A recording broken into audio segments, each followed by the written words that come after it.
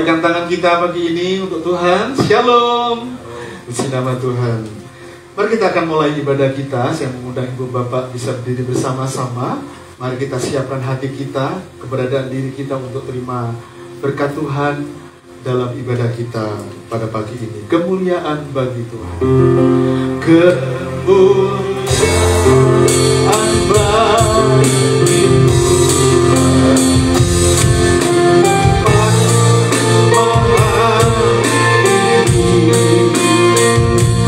Kau Raja diagungkan dan dipuji.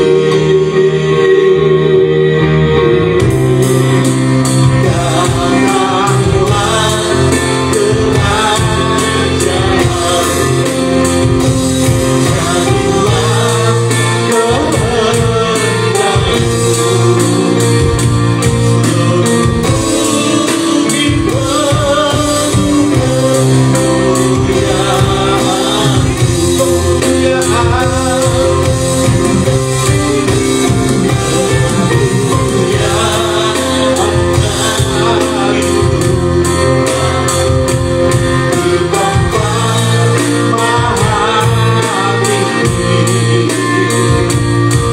kerajaan, jadilah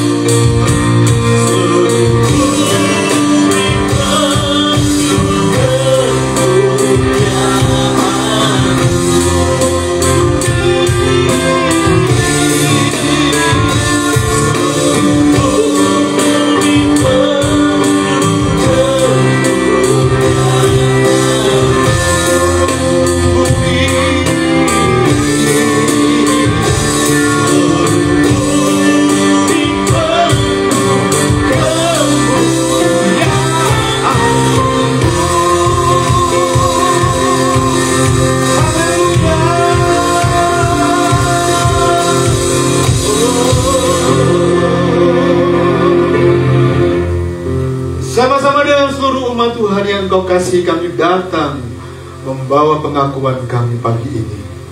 Kami mengakui bahwa sesungguhnya pertolongan atas ibadah kami pagi ini datangnya dari Bapa. Dialah pencipta langit dan bumi dan segala isinya. Dialah Tuhan Yesus Kristus, Allah yang setia, Allah yang mulia, Allah yang hebat, Allah yang luar biasa. Turunlah berkat sukacita, berkat damai sejahtera dilimpahkan dalam kehidupan kita semua. Saat kita datang beribadah dalam ibadah yang diberkati oleh Tuhan. Di dalam berkat nama Tuhan kami berdoa mengucap syukur. Haleluya. Amin. Silakan duduk Ibu Bapak yang dikasih oleh Tuhan. Alkitab menjawab dari Amsal 27 ayat 1 sampai dengan ayat yang ke-6. Demikian firman Tuhan.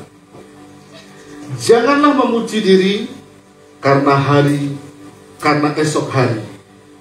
Karena engkau tidak tahu apa yang akan terjadi hari itu. Biarlah orang lain memuji engkau dan bukan mulutmu, orang yang tidak kau kenal dan bukan bibirmu sendiri. Batu adalah berat dan pasir pun adalah beratnya. Tetapi lebih berat daripada kedua-duanya adalah sakit hati terhadap orang bodoh. Panas hati, kejam dan murka melanda. Tetapi siapa dapat tahan terhadap cemburu? Lebih baik teguran yang nyata-nyata daripada kasih yang tersembunyi. Seorang kawan memukul dengan maksud baik, tetapi seorang lawan mencium secara berlimpah-limpah. Amin. Mari jemaat Tuhan, kita persiapkan hati kita memberikan yang terbaik untuk Tuhan pagi ini. Di mana hari-hari kemarin sepanjang minggu ini Tuhan telah sertai kita sampai di hari Minggu ini. Mari kita siapkan mensbah kita. Mari dengan hati yang baru, dengan penuh kasih, cinta, dan haus akan Tuhan, kita hampiri hadiratnya pagi ini. Haleluya. Ini setiap kami Tuhan, ini setiap bayi-Mu Tuhan.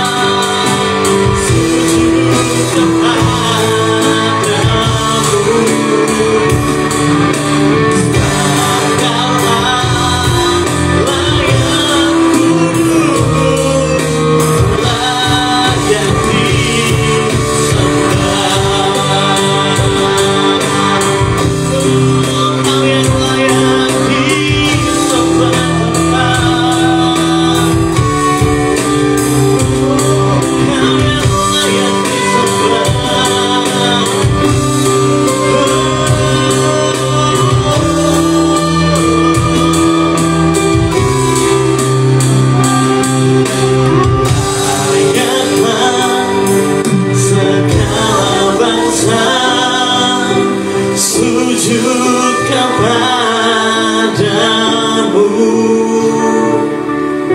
sebab Kau Allah yang kudus, layak disembah. Layaklah segala bangsa sujud kepadamu, sebab Kau Allah yang kudus, layak disembah. Layaklah segala bangsa sujud kepadamu, sebab Kau Allah yang kudus, layak disembah.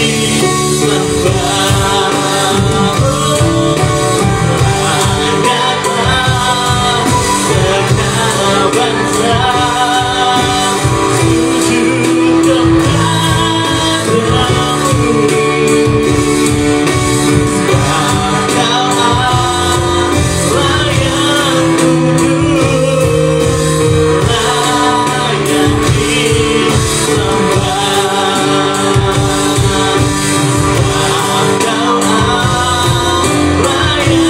kudus, layak disembah.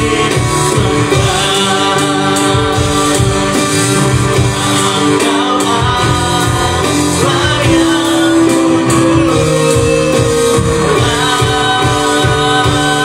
layak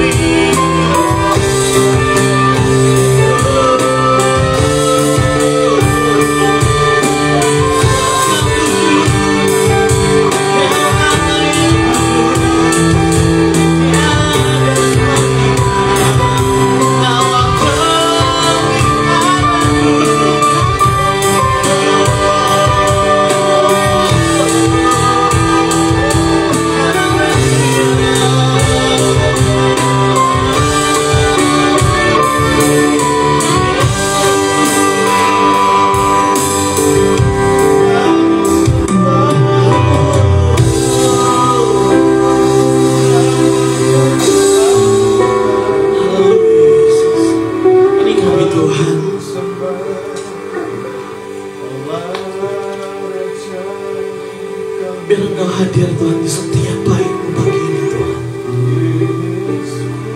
Sungguh tidak ada yang kami ingini selain Engkau pagi ini Tuhan. Terima kasih Tuhan atas penyertaan-Mu di sepanjang minggu yang kami lalui. Kami boleh melihat penyertaan Tuhan campur hidup kami Tuhan, atas pekerjaan kami, atas keluarga kami. Sehingga pagi ini Tuhan, kami boleh hadir di tempat ini. Kami mau mengatur mezbah kami Tuhan. Kami mau menaikkan pujian bagi Engkau Tuhan. Kami mau bergaul karib dengan Engkau Tuhan pagi ini. Kami pengen bertemu pribadi lepas pribadi Tuhan. Kami pengen ketemu muka dengan Engkau Tuhan pagi ini. Maka Kau lihat setiap hati yang haus, yang rindu, yang lapar akan Kau pagi ini Tuhan.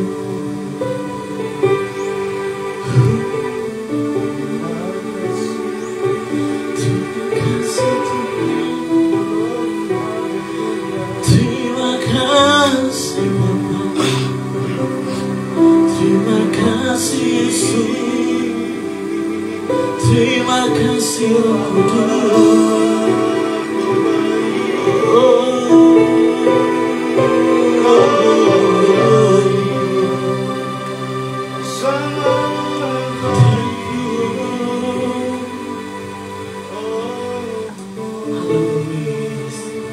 Sungguh kami bangga punya Allah seperti Engkau Tuhan. Kami bersyukur punya Bapa seperti Engkau. Kau yang menuntun kami melalui lembah kekelaman.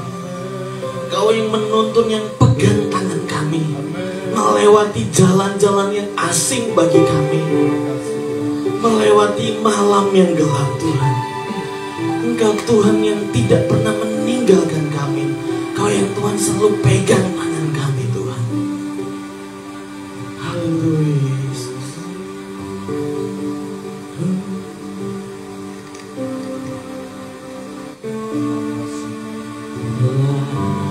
Layaklah segala bangsa sujud kepadamu, sebab Kau Allah yang kudus, layak disembah.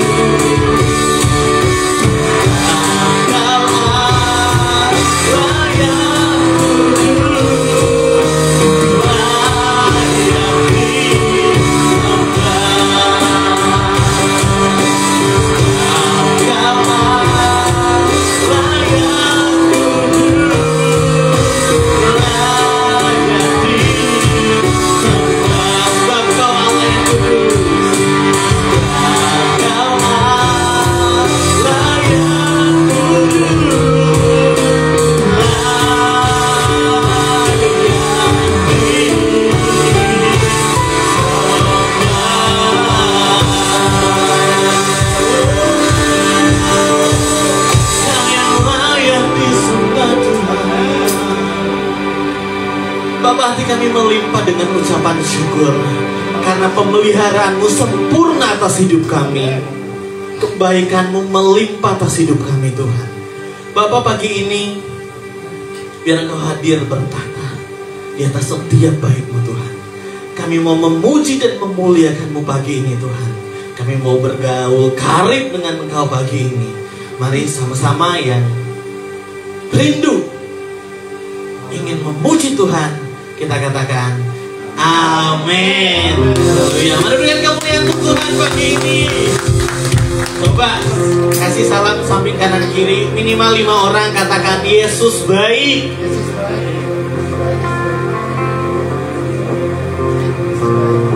Ya, sambil senyum ya, sambil senyum.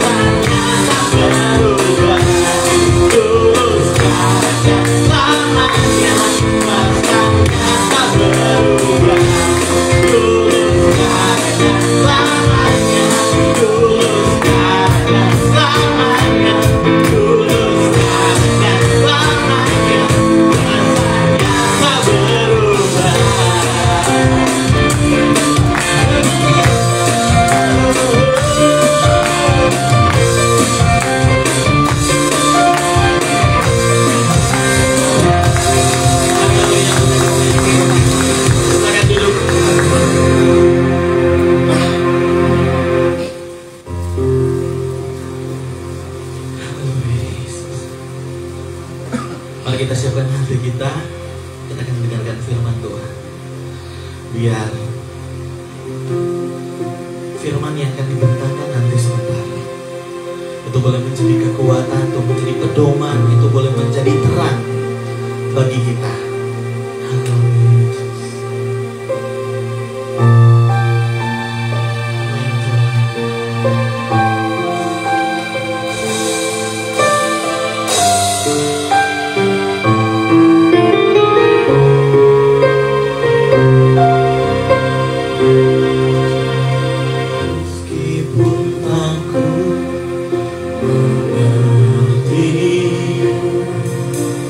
Apa yang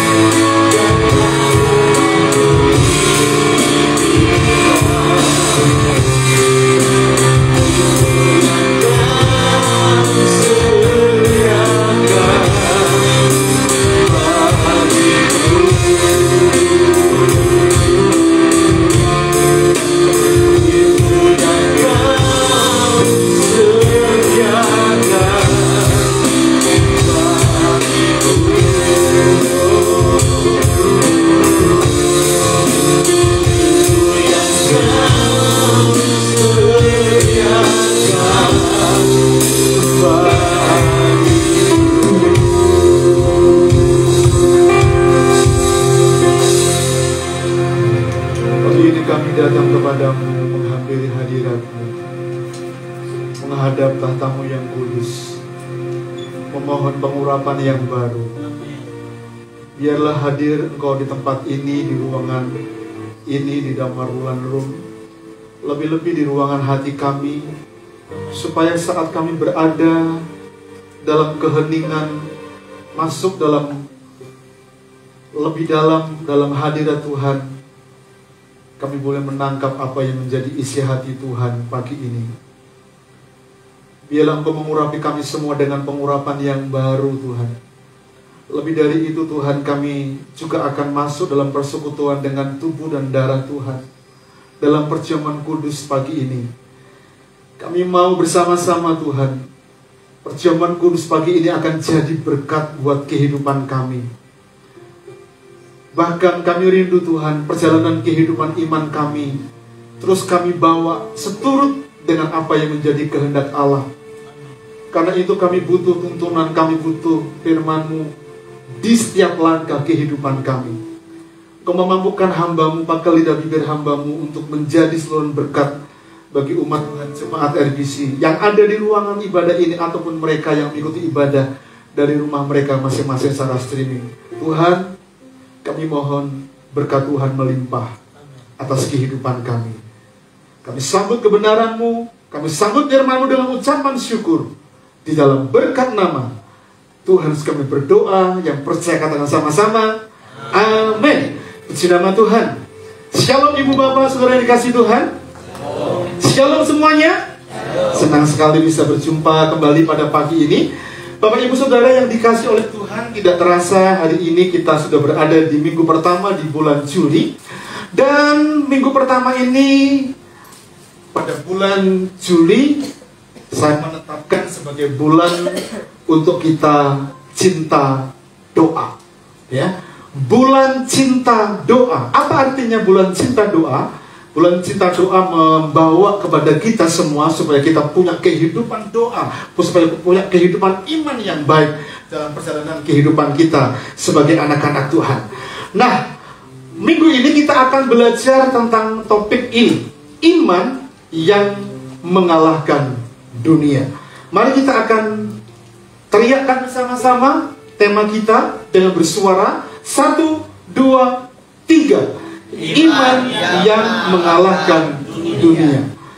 Bapak ibu saudara yang dikasih oleh Tuhan, suatu hari ada seorang pemuda. Pemuda ini dibesarkan dalam keluarga Kristen. Dia sebagai anak tahu bahwa kedua orang tuanya aktif di gereja. Dan dia tahu juga dari sejak kecil dia dibimbing, ditolong oleh orang tuanya untuk mengasihi Tuhan. Karena dia harus kuliah di luar kota, di tempat kos di mana dia berada dan di fakultas universitas di mana dia sedang mengikuti kuliah, dia terkejut dengan pergaulan yang terjadi dengan teman-teman mereka, dengan teman kosnya, tetangga kosnya, bahkan teman-teman pemuda yang lain hampir satu universitas atau satu fakultas yang sekelas dengan dia, melakukan sesuatu yang sebetulnya itu bertentangan dengan apa yang pernah diajarkan oleh orang tuanya dulu. Pemuda ini meyakini bahwa dulu ketika dia diajar oleh orang tuanya, dia tahu harus mengikutinya dengan baik dan benar. Tapi ketika dia berada di tempat di mana dia harus untuk mengisi hidupnya dengan sesuatu yang akan dia lalui dengan belajar di fakultas, di tempat universitas yang dikuliah, sementara di tempat di mana dia sedang menempuh ilmu belajar, ada banyak yang dia lihat yang tidak sesuai dengan hati nuraninya yang telah dididik oleh orang tuanya dari sejak kecil. Dia melihat pergaulan bebas di antara teman-teman mereka. Ada free sex, ada narkoba yang dia lihat. Teman-temannya dia lihat seperti itu. Sampai suatu saat dia dibawa kepada salah satu temannya, kepada kondisi yang mengharuskan mau tidak mau, sepertinya ini adalah sebuah tantangan yang dia harus hadapi. Padahal dari sejak kecil dia tumbuh dididik oleh orang tuanya dengan baik. Tapi ketika dia berada di lingkungan itu, dia harus menghadapi sebuah tantangan yang tidak mudah. Teman-temannya, teman pergaulannya, teman sekelasnya, bahkan teman satu kosnya, narkoba, free sex, bergaul bebas. Ada banyak dosa dan bertentangan dengan apa yang pernah dia terima dari kedua orang tuanya. Bahkan ketika diajarkan di gereja sebagai pemuda, youth di dalam sebuah gereja, begitu. Suatu saat ketika dia diperhadapkan pada tantangan itu, awalnya dia ingat apa yang menjadi petuah orang tuanya, terutama papahnya. Dia ingat juga petua dari mamahnya. Dia juga ingat khotbah yang dikhotbahkan oleh hamba Tuhan pendeta, di mana dia berjemaat, dia benar bergereja. Tapi dia harus menghadapi rantangan dunia yang sebetulnya itu tidak memudahkan bagi dia. Dan awalnya dia tolak. Lambat laun dia mulai terpengaruh. Tapi dalam sisi yang sudah dibawa terlambat sedikit begitu. Dia mulai mengevaluasi, dia mulai merenung, dan dia berdoa, Tuhan, kuatkan, mampukan, berikan kecakapan kepada saya, supaya saya dapat mampu untuk mengalahkan situasi yang ada di tempat di mana sedang saya bergaul dan kuliah. Ketika dia membuka mata, tetap dia bergaul dengan orang itu. Sekalipun dia bergaul, namun ada perbedaan. Ada kuasa Tuhan yang mampukan dia untuk berkata tidak dengan teman-temannya yang berbuat negatif tadi. Bapak Ibu Saudara yang dikasihi oleh Tuhan, dalam perjalanan kehidupan kita, mau tidak mau, kita juga diperhadapkan kepada apa yang namanya sebuah realita tantangan dunia itu. Di mana kita berada. Di mana kita berada memang kita diperhadapkan kepada sebuah tantangan. Entah itu kita sebagai anak muda, entah itu di dunia pekerjaan, pembisnis. Ada banyak sekali godaan, ada banyak sekali tantangan yang seringkali membuat iman kita tidak cukup tangguh, tidak cukup cakap untuk dapat menaklukkan dan mengalahkan. Tema yang kita akan renungkan bersama-sama akan memberikan pembelajaran kepada kita, supaya kita tangguh, supaya kita kuat menghadapi realita yang tidak mudah di dunia ini. Mari kita akan baca lebih dahulu dari 1 Yohanes pasal 5 ayat 1 sampai dengan ayat yang kelima. Saya akan bacakan untuk kita. Demikian firman Tuhan. Setiap orang yang percaya bahwa Yesus adalah Kristus, perhatikan baik-baik. Setiap orang yang percaya, siapa dia? Kita semua, orang yang telah diselamatkan, bahwa Yesus adalah Kristus, lahir dari Allah. Dan setiap orang yang mengasihi dia, yang melahirkan dan mengasihi juga dia yang lahir daripadanya, inilah tandanya bahwa kita mengasihi anak-anak Allah, yaitu apabila kita mengasihi Allah serta melakukan perintah-perintahnya. Sebab inilah kasih kepada Allah, yaitu bahwa kita menuruti perintah-perintahnya. Perintah-perintahnya itu tidak berat, sebab semua yang lahir dari Allah mengalahkan dunia. Dan inilah kemenangan yang mengalahkan dunia, iman kita. Siapa yang mengalahkan dunia selain daripada dia yang percaya bahwa Yesus adalah anak Allah. Amin. Puji nama Tuhan. Diberkatilah setiap kita yang selalu membaca dan merenungkan firman Tuhan dalam kehidupan kita. Pagi ini saya akan bagi 2 poin. Dan 2 poin, setiap poinnya itu ada poin besar tentang iman dan apa yang dimaksud dengan dunia. Kalau kita membaca keseluruhan dari teks ini, terutama di dalam kitab 1 Yohanes, kitab 1 Yohanes ini khususnya di pasal yang kelima, ya, kita akan memahami, mengerti bagaimana sebetulnya apa yang dimaksud dengan iman yang mengalahkan dunia. Dan kalau kita melihat dalam konteks teologis dan spiritual, konsep iman yang mengalahkan dunia itu sebetulnya merujuk kepada kekuatan iman yang memungkinkan tiap kita, tiap individu yang percaya kepadanya untuk dapat menghadapi dan mengatasi segala tantangan dan godaan dunia. Maka tidak boleh lepas keyakinan kita saat kita percaya kepada Kristus. Tidak boleh lepas dari kekuatan yang memang bersumber dari Allah yang memampukan kita untuk tetap berdiri sebagai anak-anak Tuhan untuk dapat mengatasi setiap gelombang persoalan dalam kehidupan ini. Sehingga kalau kita perhatikan baik-baik, iman itu sebagai dasar keyakinan kita karena memberikan kekuatan, ketenangan, kecakapan bahkan yang memungkinkan untuk setiap kita melakukan sesuai dengan apa yang menjadi kehendak Allah, yaitu nilai-nilai kerajaan Allah. Mari coba perhatikan ayat emas kita di ayat 4 dan ayat yang kelima. Sebab semua yang lahir dari Allah, semua yang lahir dari Allah itu mengalahkan dunia. Pertanyaannya, siapa yang lahir dari Allah? Kita, orang percaya. Diteruskan, dan inilah kemenangan mengalahkan dunia. Apakah itu? Iman kita, keyakinan kita, percaya kita kepada Tuhan.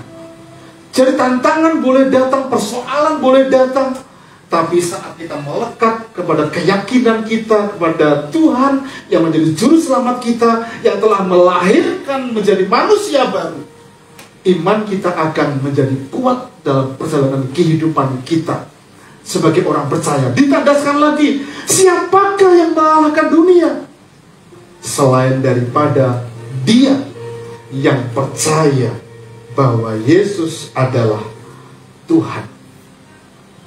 Mari coba kita bandingkan dalam terjemahan yang lain, dalam bahasa Indonesia sehari-hari, ayat 4 dan 5 ini, supaya kita bisa memahami betul-betul maksud lahir baru dan anak Allah. Ya, kalau dalam terjemahan baru tadi dicatat, ditulis semua yang lahir dari Allah, tapi dijelaskan dalam bahasa Indonesia sehari-hari, sebab setiap anak Allah, jadi yang lahir dari Allah adalah orang yang lahir baru, memiliki identitas baru sebagai apa? Anak-anak Allah, sanggup mengalahkan dunia yang bagaimana? Yang jahat ini, dunia yang jahat. Dan kita mengalahkan dunia dengan apa? Iman kita. Siapakah yang dapat mengalahkan dunia? Perhatikan kalimat ini. Hanya orang yang percaya bahwa Yesus adalah anak Allah. Amin. Hanya orang yang percaya. Kalau kita nggak sungguh-sungguh percaya, kita mungkin kita berpikir ini bukan kemampuan yang kita dapat dari Tuhan, atau mungkin kita mana mungkin? Karena setiap kali diperhadapkan pada tantangan itu aku kalah. Persoalannya bukan apa yang kita sedang lakukan, tapi kadang-kala kita tidak mengizinkan Tuhan untuk bergerak, memberikan kemampuan, memberikan kekuatan, memberikan kedamaian saat kita menghadapi tantangan dalam kehidupan kita. Karena kita mencatat semua yang lahir dari Allah, semua anak-anak Allah itu sanggup mengalahkan dunia dengan segala kejahatannya. Mari kita bandingkan lagi sekarang dalam terjemahan sederhana Indonesia, ayat yang sama. Perhatikan, karena setiap orang yang menerima kelahiran baru dari Allah, jadi lahir dari Allah, anak-anak Allah adalah orang-orang yang lahir baru, diberikan apa? Kuasa untuk mengalahkan sejahat. Apa itu? Dunia. Mengalahkan kejahatan dunia, yang membuat kita menang atas kejahatan dunia karena kita percaya sepenuhnya kepada Yesus. Dan tidak ada seorang pun dapat mengalahkan kejahatan dunia. Kecuali apa? Kita yang percaya bahwa Yesus adalah anak Allah. Pertanyaannya kepada kita, yakin gak kita? Percaya gak kita bahwa Yesus itu adalah anak Allah yang telah melahirkan baru buat kehidupan kita? Katakan sebelah kanan kiri kita dengan sebelah salaman, kamu anak Allah yang dilahirkan baru. Katakan. Katakan sesuatu kepada teman kita, kamu adalah anak Allah yang telah dilahirkan baru. Kita punya kemampuan, punya kuasa untuk dapat mengalahkan dunia dengan segala bentuk kejahatannya. Pertanyaannya, apa yang dimaksud dengan dunia? Dalam 1 Yohanes pasal 5 ayat yang keempat, kita baca lebih dahulu. Dunia itu seperti ini yang dimaksud oleh Yohanes. Sebab semua yang ada di dalam dunia, yaitu apa? Keinginan daging, keinginan mata, dan serta keangkuhan hidup, bukanlah berasal dari Bapa, melainkan dari dunia. Jadi boleh dikatakan yang dimaksud dunia ini, kita dapat menaklukkan keinginan daging, kita dapat menaklukkan keinginan mata, dan kita dapat menaklukkan keangkuhan hidup yang seringkali itu bertentangan dengan apa yang menjadi kehendak Allah dalam kehidupan kita. Dalam terjemahan sederhana Indonesia, karena semua yang berasal dari dunia ini menjauhkan kita dari Allah. Sifat-sifat duniawi adalah hawa nafsu badan, keinginan untuk memiliki apa yang kita lihat, dan kesombongan atas apa yang kita miliki. Ketika sifat itu bukan berasal dari Allah, melainkan dari dunia ini. Paham? Jelas ya Bapak Ibu? Yang dimaksud dunia yang perlu kita taklukkan bukan hanya sekedar tantangan yang ada di luar tubuh kita, bukan sekedar tantangan yang ada di luar komunitas kita, di tantangan dalam keluarga kita, di tempat kerja kita. Bukan itu saja. Tapi ternyata Yohanes memberikan penegasan kepada kita.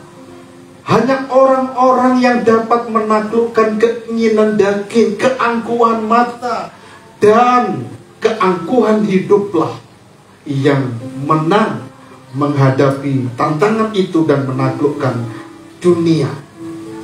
Bapak Ibu Saudara yang dikasihi oleh Tuhan, keinginan daging dalam terjemahan sederhana Indonesia tadi ditulis dengan hawa nafsu daging.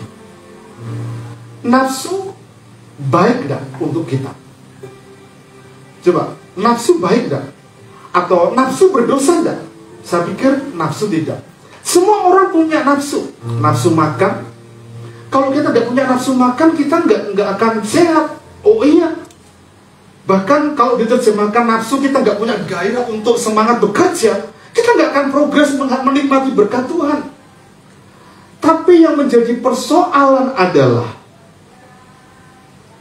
nafsu kedagingan. Dalam Galatia pasal yang kelima, ayat 19 sampai dengan ayat yang 21, itu dijelaskan dengan detail bahwa keinginan daging itu adalah rupa-rupa yang berasal dari tubuh kita, di mana hal itu berpotensi untuk membuat kita jatuh dalam dosa. Misalnya nih, kalau kita suka makan baik gak untuk tubuh kita? Baik. Iya kan? Gak berdosa. Tapi yang menjadi persoalan kita, kalau kita itu berlebihan makan. Ya, kita berlebihan makan, bisa tahu posisi kita dalam keadaan kondisi tidak sehat. gula darah kita tinggi, kolesterol kita tinggi, kita sikat saja demi untuk memuaskan hawa nafsu daging kita, suka makan. Dan itu jelas dari sebuah persoalan, salah. Tapi bukan hanya itu saja. Keinginan daging, saya memberikan contoh. Ada 3 contoh. Yang pertama adalah anak-anak Imam Eli, Hofni dan Pinehas. Hofni dan Pinehas dalam kitab 1 Samuel pasal 2 itu dijelaskan bahwa ketika ada orang-orang Israel yang ingin mempersembahkan korban persembahan kepada Allah. Korban persembahan pada waktu itu adalah potong lembu, potong domba, dan dagingnya itu dibakar, dipersembahkan. Sebelum dibakar dan dipersembahkan, Hofni dan Pinehas itu mengambil lebih dahulu. Mereka memakan dengan makanan yang tidak haknya. Bukan haknya Hofni dan Pinehas sebagai imam. Ini yang menjadi sebuah persoalan. Karena apa? Mereka dikuasai nafsu, mereka dikuasai kedagingan. Akibatnya mereka menghalalkan cara dan mengambil lemak yang harusnya dipersembahkan kepada Allah, tapi diambil lebih dulu. Dan boleh jadi kalau ini adalah apa yang menjadi keinginan Hofni dan Pinehas, makan makanan yang bukan haknya. Seringkali kadang-kala kita juga memahami itu. Ketika seseorang makan makanan yang bukan haknya, itu adalah kegagalan hidup kita sebagai orang percaya yang telah ditebus oleh Kristus, dipanggil oleh Kristus dengan kasih dan keadilan yang telah diwariskan kepada kita orang percaya. Oh iya, kita mengasihi, karena itu kita memberikan kesempatan kepada mereka untuk melakukan sesuatu yang baik untuk masa depan mereka. Tapi persoalannya kadang-kala ada dari antara kita yang punya nafsu rakus seperti Hofni dan Pinehas, karena itu kita harus dalam melihat, memperhatikan ada banyak orang-orang yang makan makanan yang bukan jatahnya, dan itu bentuk kedagingan yang jahat. Contoh yang kedua adalah Simson dan Delilah. Simson ini hakim yang hebat, tapi dia takluk kalah dengan seorang wanita yang bernama Delilah.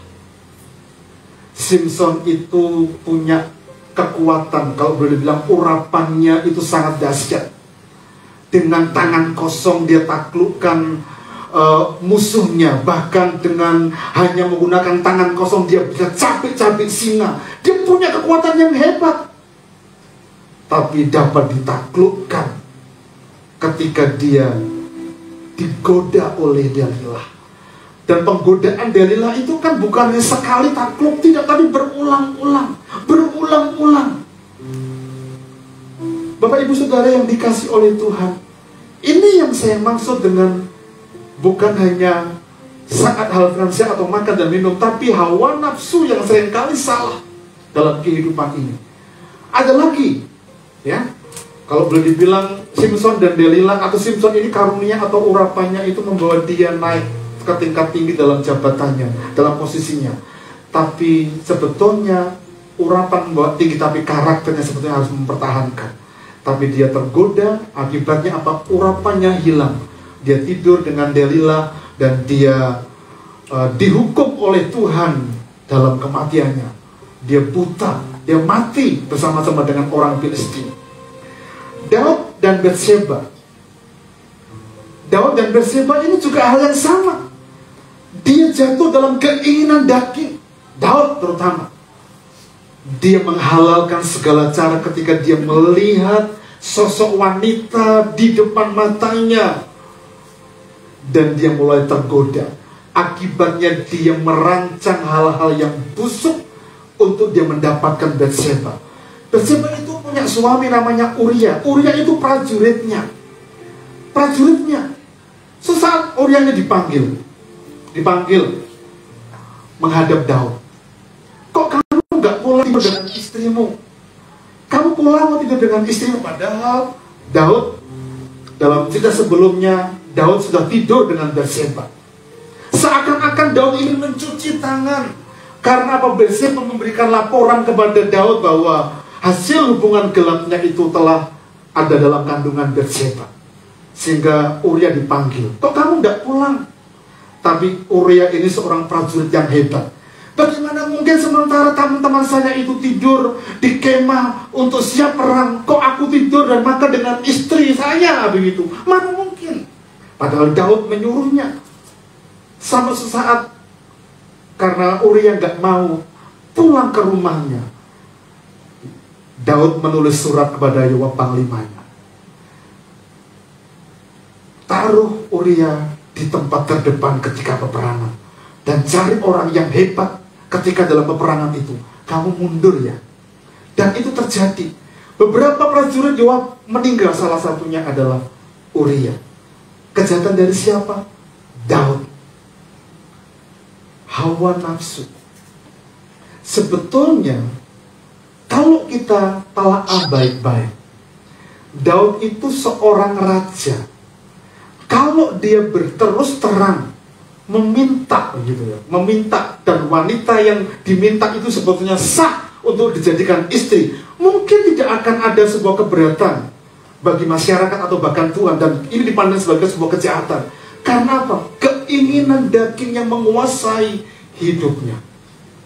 Bapak, Ibu, Saudara yang dikasih oleh Tuhan, semua yang berbicara tentang keinginan daging atau hawa nafsu, sebetulnya itu sah, natural diberikan kepada kita manusia.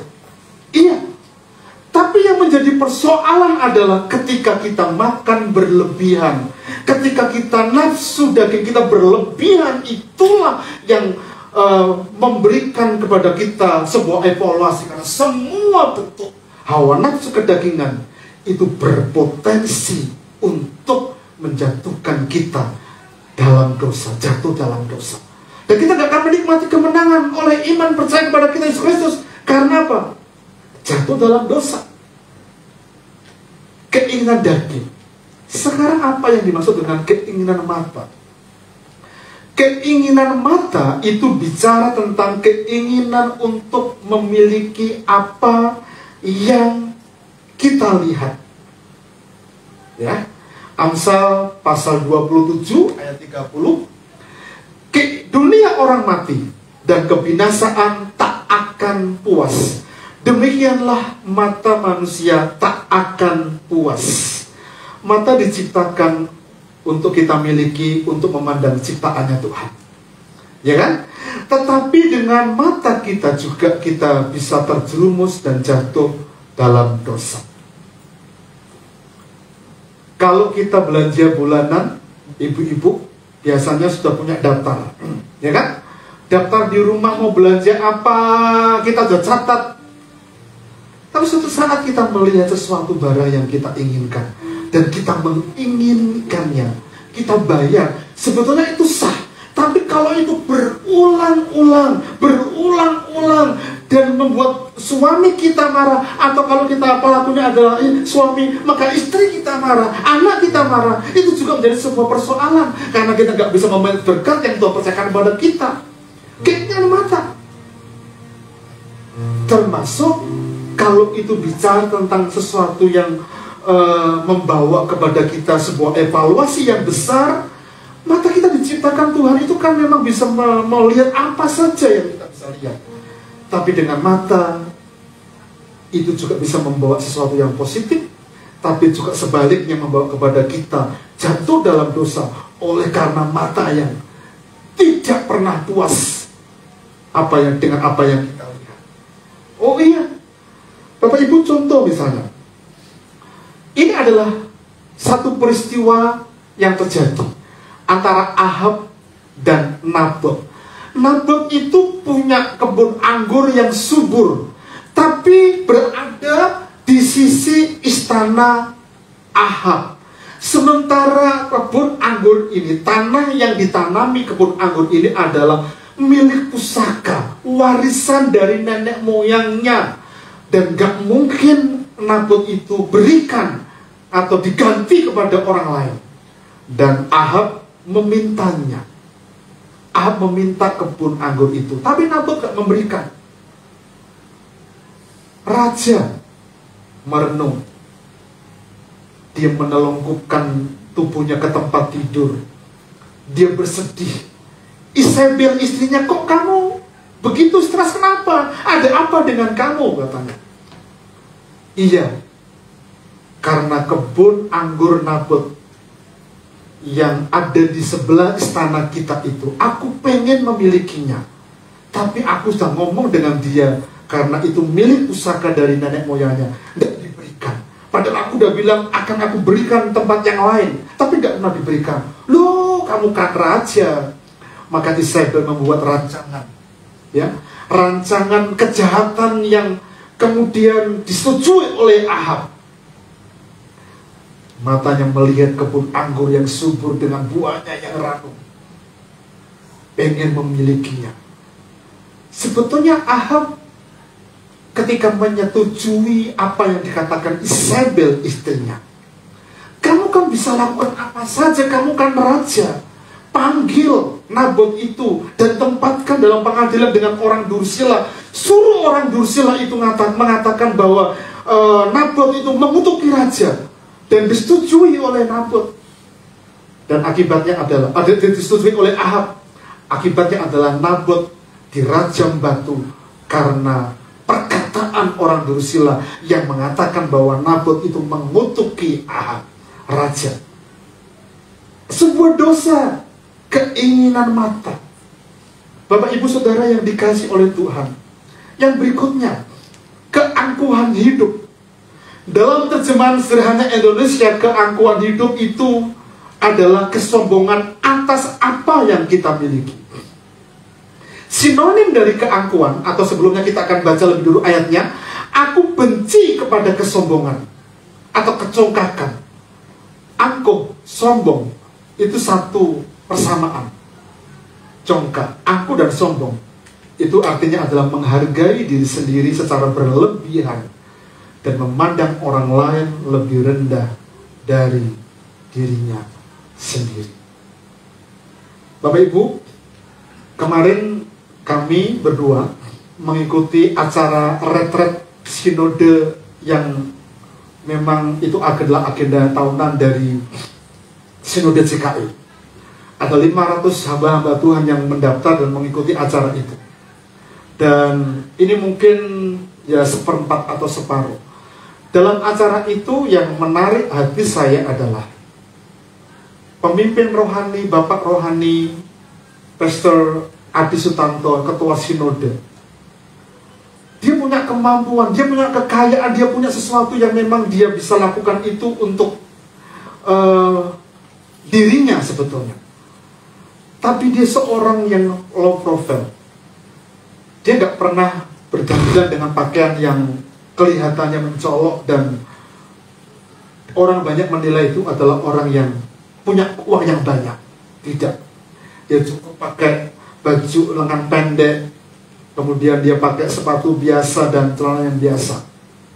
Karena hatinya sebetulnya adalah untuk Tuhan. Sinode CKI hari-hari ini sedang mengerjakan proyek besar. Dia adopsi suku Sumba dan adopsi suku Laut yang ada di Riau.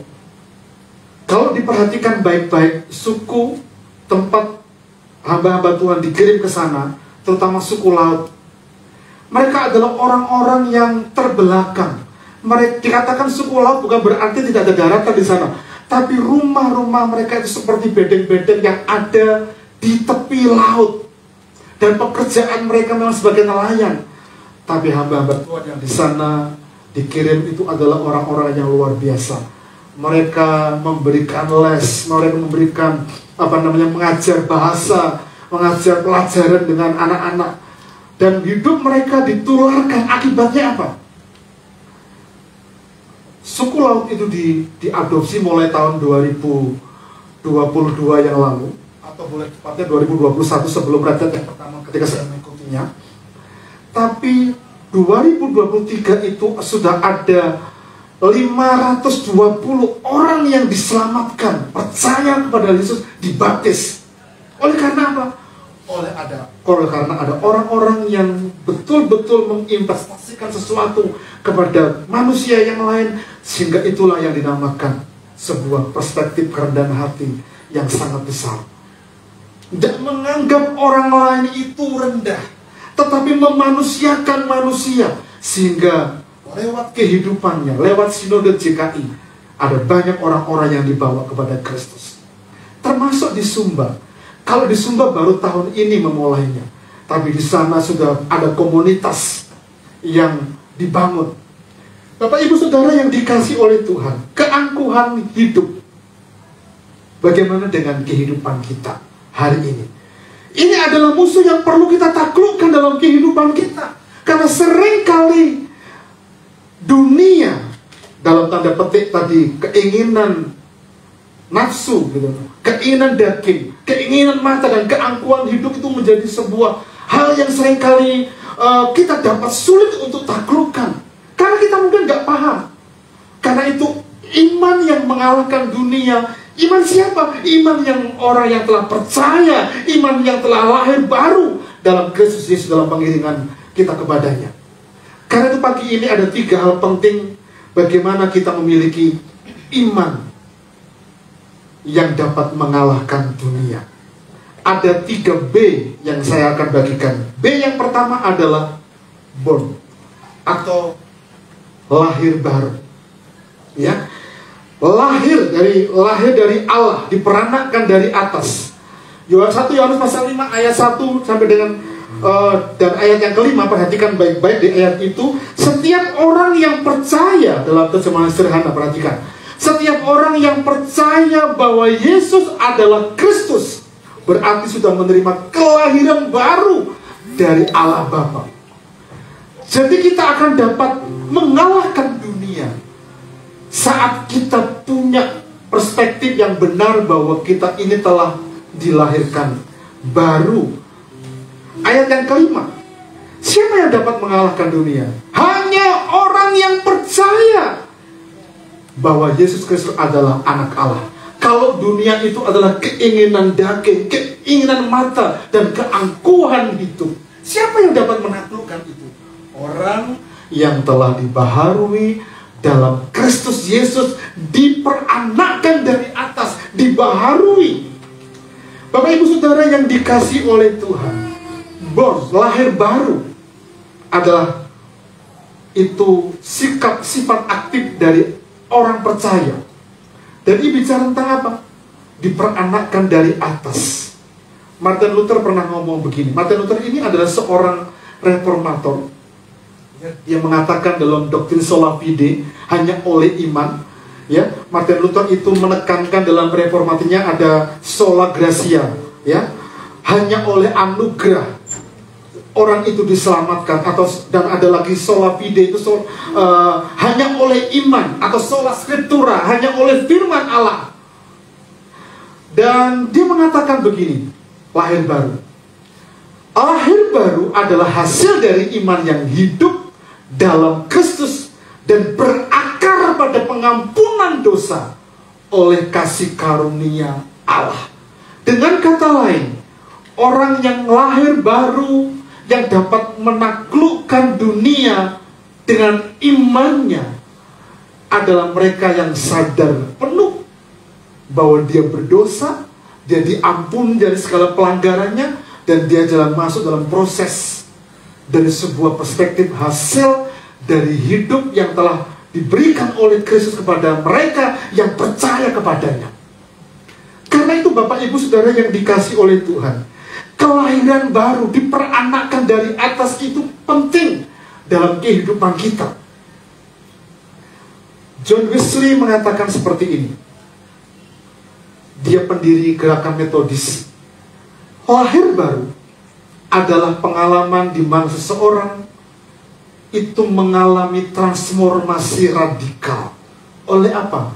Oleh kuasa Roh Kudus, dan hidupnya diarahkan kepada perubahan karakter hidup yang kudus. Dan ini bicara tentang sebuah proses.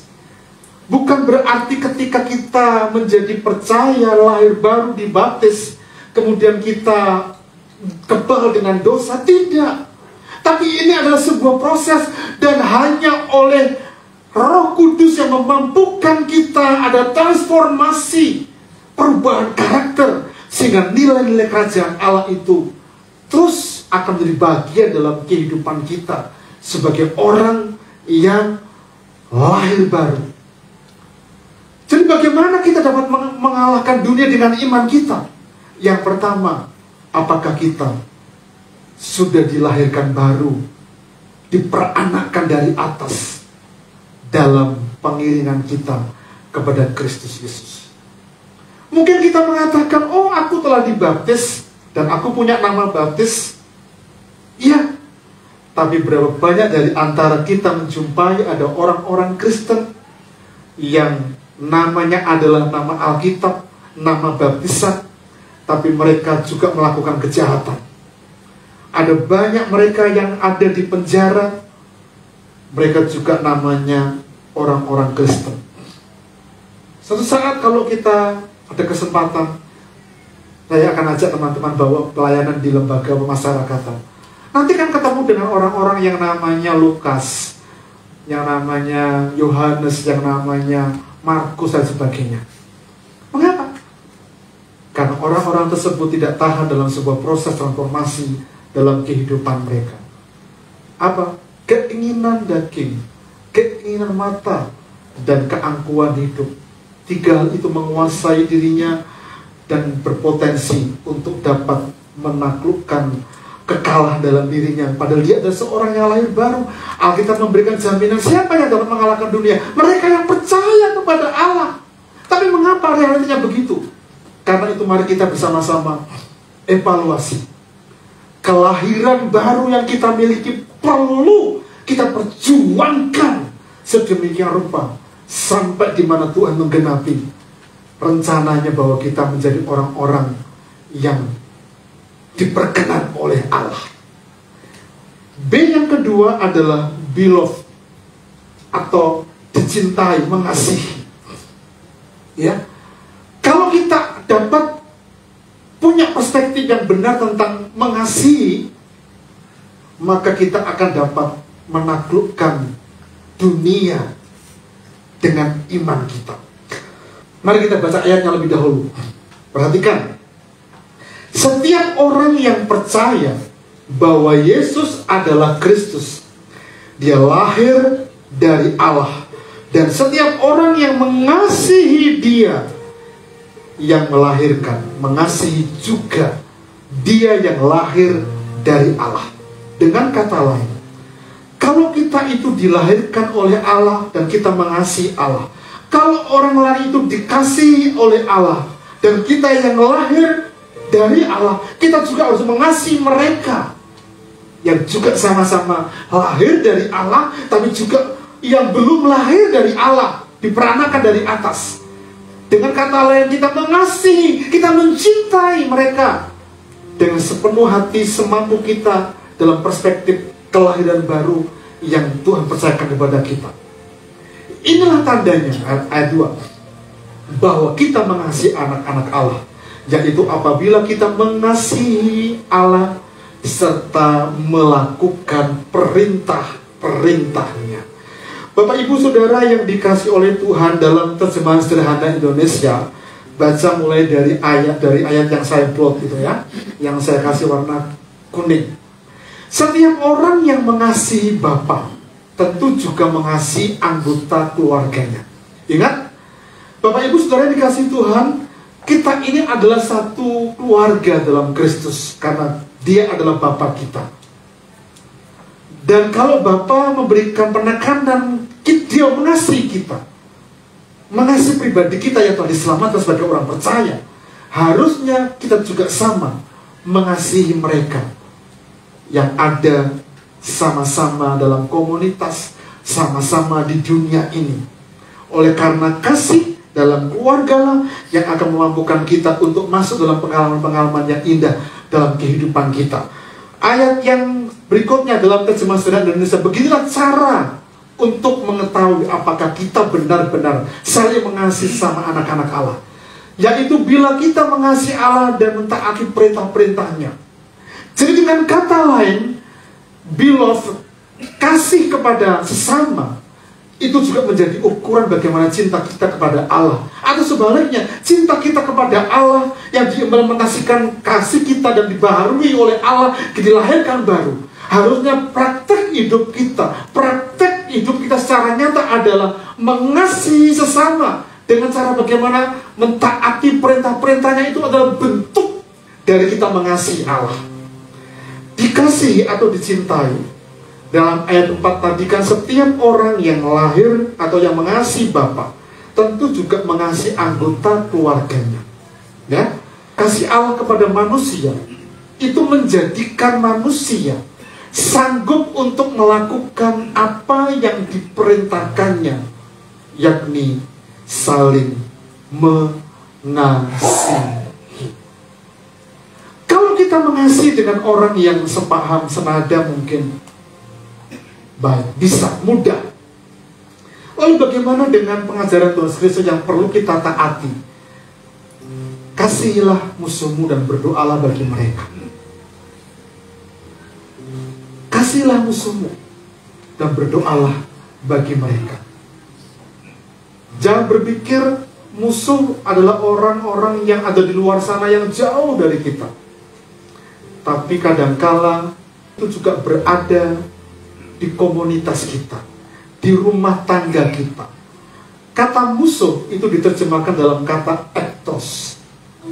Ektos itu punya pengertian adalah mereka, orang yang membenci kita, adalah orang yang selalu melawan, sirik, tidak suka dengan apa yang kita lakukan. Dan yang ketiga pengertian musuh adalah orang yang selalu bikin kita susah. Itu musuh kita. Dengan cara bagaimana kita menaklukkan, mengasihi mereka. Kalau ada orang yang membenci kita, mengasihi.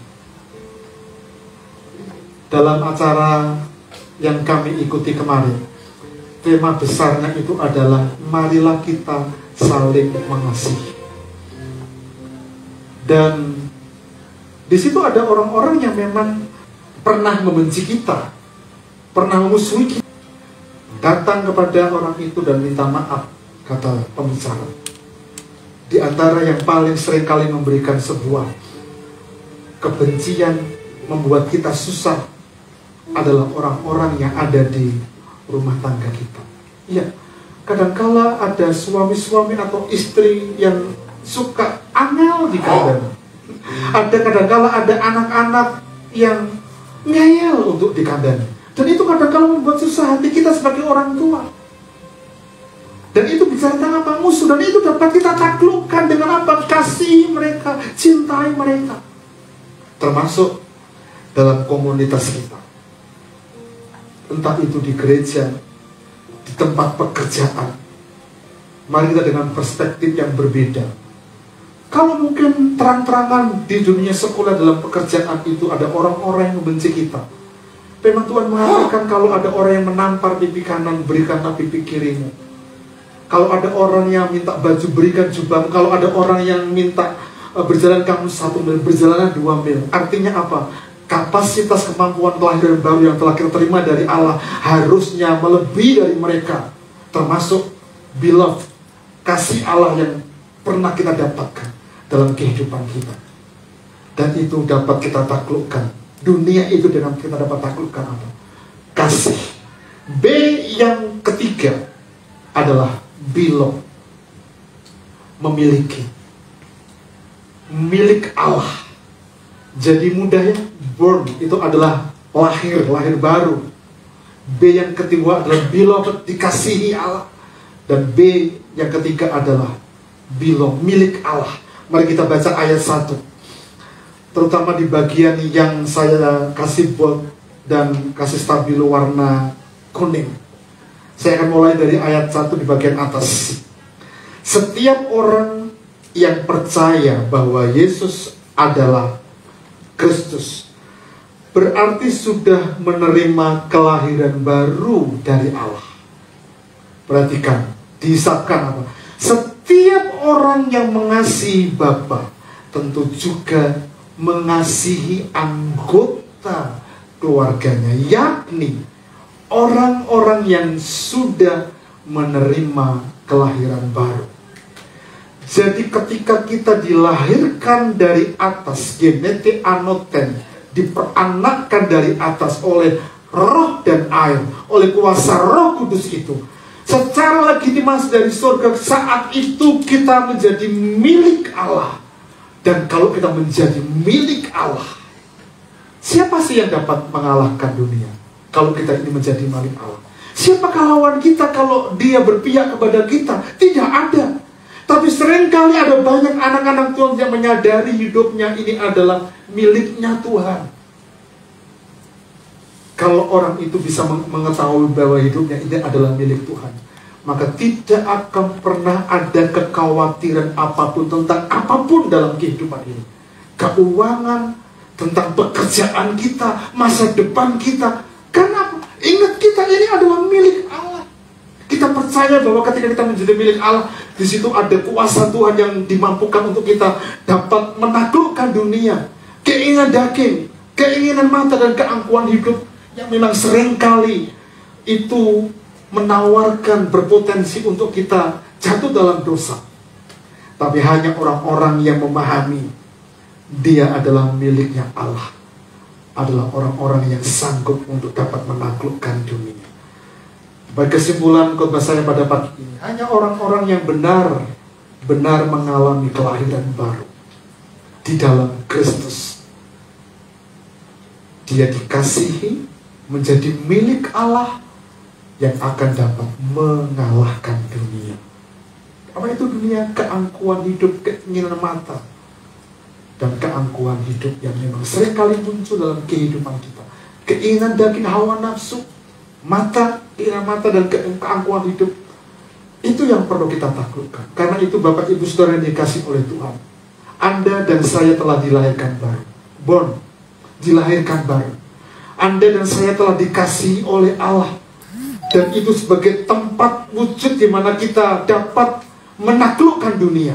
Dikasih oleh Allah, bahkan kita itu menjadi milik Allah. Kalau kita menjadi milik Allah, itu akan sangat dahsyat yang luar biasa. Sementara kalau kita itu menjadi milik orang tua kita yang mampu untuk membesarkan kita itu, kita akan bangga. Apalagi kita menjadi milik Allah. Dia akan memperjuangkan, dia akan membantu kita, bahkan dalam setiap kelemahan dan keluhan yang tidak terucapkan sekalipun, dia akan bawa kita untuk menaklukkan dunia sehingga menjadi orang-orang yang menang. Amin. Kita datang kepada Tuhan. Saya dan Ibu Bapak bisa berdiri bersama-sama. Hanya Engkaulah jawaban. Meskipun takut mengerti apa yang ku alami, namun ku yakin Tuhan punya rancangan terbaik. Pertolonganku datang darimu, Yesus yang ku percaya, yang tak mungkin bagiku. Katakan semua mungkin bagimu. Hanya Engkaulah jawaban hidupku.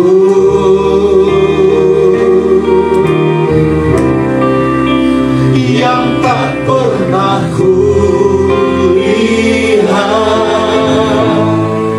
dan tak pernah ku pikirkan,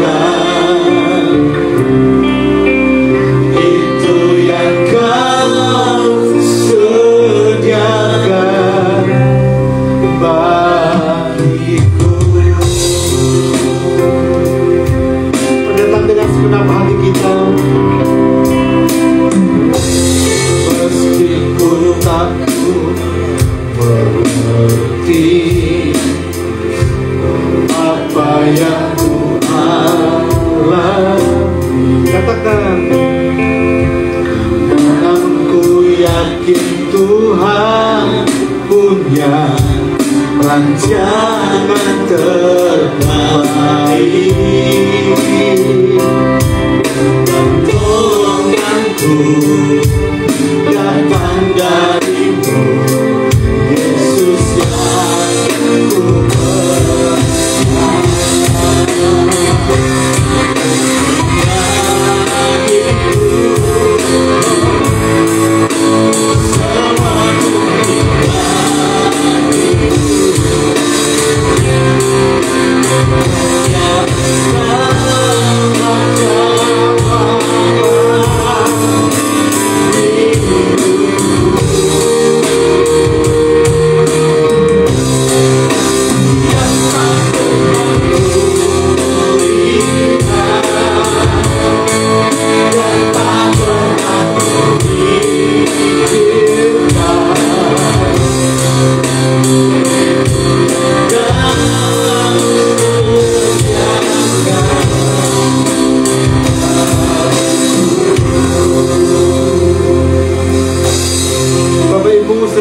kita tidak memahami apa yang menjadi maksud Tuhan dalam kehidupan kita. Karena masing-masing kita memang sedang berproses untuk menjadi serupa dengan gambaran anaknya. Dan di dalam berproses itu memang tidak mudah. Karena seringkali kita diperhadapkan kepada situasi, kondisi, keadaan, tantangan, persoalan yang tidak mudah. Bahkan dunia yang diterjemahkan oleh Yohanes dalam tulisannya dalam 1 Yohanes pasal 2 ayat 16 tadi itu, keinginan daging, keinginan mata dan keangkuhan hidup seringkali itu menjadi persoalan dalam kehidupan kita. Mana mungkin kita bisa menaklukkan dunia yang luas sementara kita nggak bisa menaklukkan diri kita yang seringkali jatuh dalam dosa oleh keinginan daging, keinginan mata dan keangkuhan hidup dalam kehidupan kita. Karena itu bertanyalah di hati kita masing-masing pada pagi ini, apakah kita sungguh-sungguh dilahirkan dan oleh Allah? Apakah kita betul-betul dikasih oleh Allah? Apakah kita betul-betul menjadi milik Allah? Dan ini menjadi evaluasi yang baik untuk kita pagi ini. Datang kepada Tuhan dengan segenap hati kita, sehingga dunia dengan segala keinginannya, keinginan daging, keangkuhan hidup dan keinginan mata dapat kita taklukkan. Persoalannya sebetulnya bukan bagaimana menaklukkan, tapi sudahkah kita dilahirkan oleh Allah, mengalami lahir baru? Sudahkah kita dikasihi oleh Allah? Dan benar-benar apakah kita menjadi milik Allah? Bertanyalah di hati kita masing-masing. Dan mari kita ambil komitmen bersama-sama, menjadi doa kita bersama-sama. Aku mau hidup sebagai orang-orang yang telah dilahirkan baru. Aku mau hidup dikasihi oleh Allah. Aku mau hidup menjadi milik Allah, sehingga dunia dan segala keinginan dapat kami taklukkan. Hanya oleh iman percaya, kata firman Tuhan. Yang tak mungkin bagiku, semua mungkin bagimu. Hanya Engkaulah jawaban hidupku.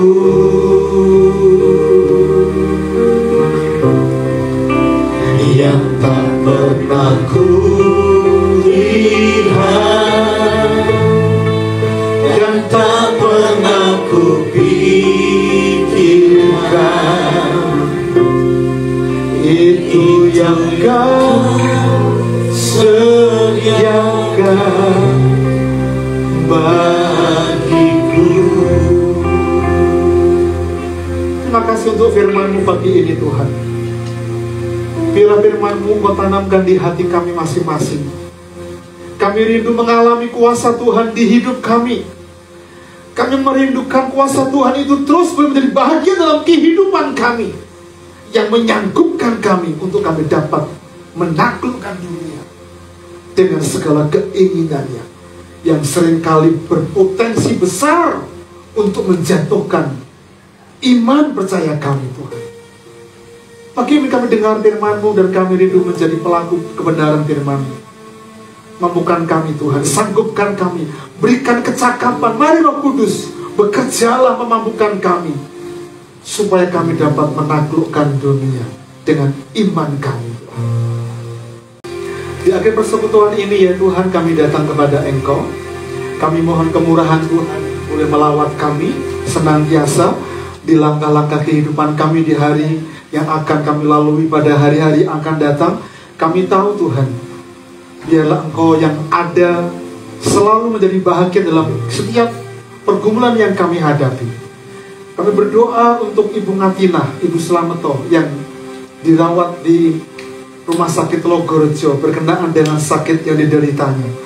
Biarlah kasih Tuhan, kuasa Tuhan menyembuhkan beliau, Tuhan. Kami berdoa untuk saudara kami yang lain yang karena kondisi kesehatan terganggu sehingga mereka kurang sehat dan mereka tidak bisa beraktivitas. Kami berdoa biarlah kasih Tuhan memberkati mereka, menolong mereka. Bahkan kami berdoa Tuhan untuk seluruh keluarga besar dari umat Tuhan jemaat RBC, dari usia anak-anak sekolah minggu sampai kepada mereka yang dewasa dan lanjut usia. Kami berdoa Tuhan, biarlah Engkau mengaruniakan kepada kami kekuatan kesetiaan untuk kami mengiring Engkau Tuhan, berbakti beribadah kepada Engkau. Kami berdoa Tuhan, biarlah Engkau memampukan kami untuk kami boleh melihat rencana Tuhan digenapi dalam pekerjaan kami, dalam rumah tangga kami, dalam studi kami, dalam studi anak-anak kami. Kami berdoa kasih Tuhan memberkati, memampukan kami. Kami berdoa untuk anak-anak kami yang masuk dalam pendidikan jenjang yang lebih tinggi. Mereka dari SD menuju ke SMP, SMP ke SMU, bahkan yang di SMU mereka yang akan masuk ke perguruan tinggi universitas. Tuhan juga sertai mereka, berkati mereka. Seluruh pembiayaan orang tua yang menyiapkannya kami serahkan sepenuhnya ke dalam tangan kasih Tuhan. Biarlah kami boleh melihat tingkap-tingkap sorga itu dibuka dan dicurahkan secara hebat dan luar biasa kepada kami yang berdoa menantikan jawaban dari Engkau. Kami rindu memberkati pekerjaan kami. Kami rindu Engkau memberkati usaha kami. Kami rindu Engkau memberkati rumah tangga kami Tuhan. Memberkati istri, suami, anak yang Tuhan percayakan kepada kami. Bahkan anak-anak dari anak-anak kami, Engkau juga memberkati mereka. Terima kasih Bapa di surga. Berkat-Mu melimpah atas pelayan-pelayan Tuhan yang terlibat dalam ibadah kami pada pagi ini.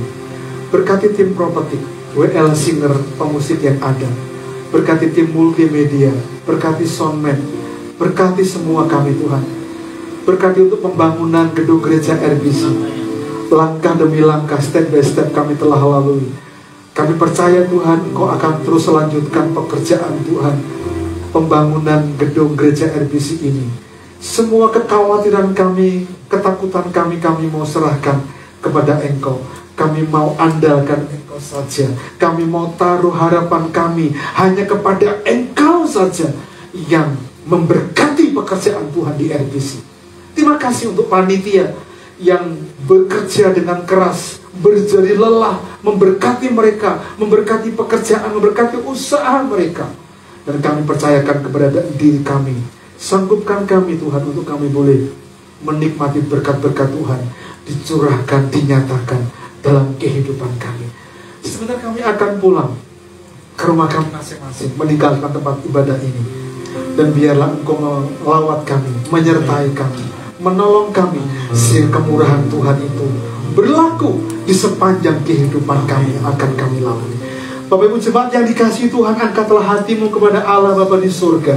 Dia Allah sumber berkat. Angkatlah kedua belah tanganmu dan pandanglah Dia Bapa yang baik, Bapa yang mencurahkan isi hatinya dan berkatnya kepada engkau.